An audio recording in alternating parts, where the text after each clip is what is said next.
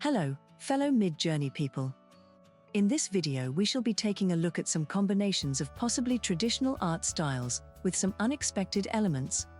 I tried out quite many of these and selected my favorite 25 to show you. As usual, I have used 5 prompts to do the experiment with. First in just the 16:9 aspect ratio with only the word itself, and followed by 4 prompts in portrait aspect ratio, or 9:16. For those prompts I have combined the style words with a subject. And I have tried to select subjects from many different areas. This time the subjects are ballerina, parrot, greenhouse and moon base. I have kept all the other parameters in their default settings, and I have used the seed 777 for all of the images, so you will know that the changes happen purely due to the prompt and the words used. That's the explanation out of the way. Let's take a look at the results now. Circuit Shamanism. Spiritual motifs meshed with circuit board patterns and neon sigils. Adds some spiritual and circular motifs and a lot of circuitry-like fine detailing. Coded Impressionism. Machine-generated impressionist strokes using text or code snippets. Looks pretty much like Impressionism, but with slight glitches here and there. Crackled UV Noir. Blacklight aesthetics with cracked paint or decayed vinyl feels. Very interesting colors, but this can sometimes override the rest of the prompt and replace it with just crackled ground.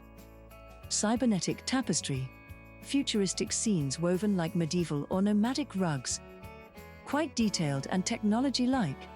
Kind of similar to the circuit shamanism, except with less spiritual motifs. Datafall glitchism. Cascading, broken image styles rendered in elegant symmetries. Very glitchy look, could possibly do this even without the word datafall, but it's certainly different. Deep cut scribbleism.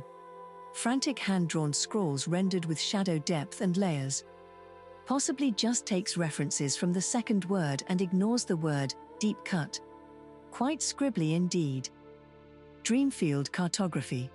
Map-like visuals of imagined subconscious landscapes. Again, possibly just cartography, but it is an interesting combination for the people and animals and a totally transformative look for locations. Fungal Baroque. Overgrown decadence with mushroom textures and gold. Whimsical fairy tale look. Some images do nicely combine the mushrooms and Baroque. Ghost core analogism. Looks like haunted photocopies and decayed scans of reality. Doesn't exactly match the description, but this had an interesting effect on the images that made them look completely different from the usual. Hologlyphic expressionism. Expressive brushwork with iridescent, translucent layers. There's actually not much evidence of the translucent layers. Perhaps this simply looks like expressionism. Mycelial deco. Art Nouveau mixed with fungal growth and underground connectivity. Again mushrooms, but this time the look is totally different, favoring statues or figurines more. Neo-totemic surrealism. Tribal symbols reinterpreted with surreal proportions and digital tools. Seems to make everything totem-like. There's not much of the surrealism going on. Neon dust realism. Dust particles and debris illuminated by unnatural neon. Adds an interesting glow to the images. It's not over-the-top neon, but enough. Neurofracture. Fragmented, distorted visual hallucinations inspired by brain scans. In reality, it adds some bones and fracturing, not much of neuro though. Paradox minimalism. Seemingly simple art that breaks logical structure on close look. Midjourney images have always been more crowded, so I guess the minimalism works well, not sure about the paradox. Post-materialist abstraction. Art made to feel like it exists without medium. And I guess this feels like there can be many mediums at the same time, and the abstractness can have a shape. Psi-alchemical sketches. Esoteric diagrams with psychedelic ornamentation. This looked better without any subjects. It retains the sketch style, but probably loses the psi-alchemical part. Puppet mind collage. Surreal cutouts stitched together like memory puppets. The collage part seems to be applied to some of the subjects. Not sure what Puppet Mind is supposed to do, but it does have some type of an effect on all images. Retro thread embroidery. 80s/90s iconography depicted in simulated thread art. Yet again, I think we probably see more of the embroidery part rather than the retro thread. But it has an interesting look. Spectral blotting. Ink blot symmetry fused with ghostly color palettes. Seems to work best with the ballerinas. Other images may just have the colors darker and spookier. Synthetic monotype. Looks like monoprinting with digital imperfections. Kind of like what it actually is, an AI rendition of a monotype with all its digital imperfections. Tarnished glamcore. High fashion decay meets dystopian drama. This had some interesting colors and it adds posing people to all the grids. VHS collage realism.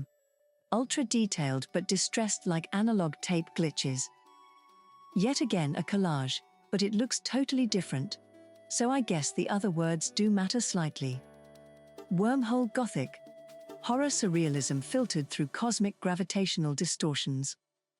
Maybe the wormhole part just adds some circular shapes to the background. Otherwise, I always love the gothic effect on images.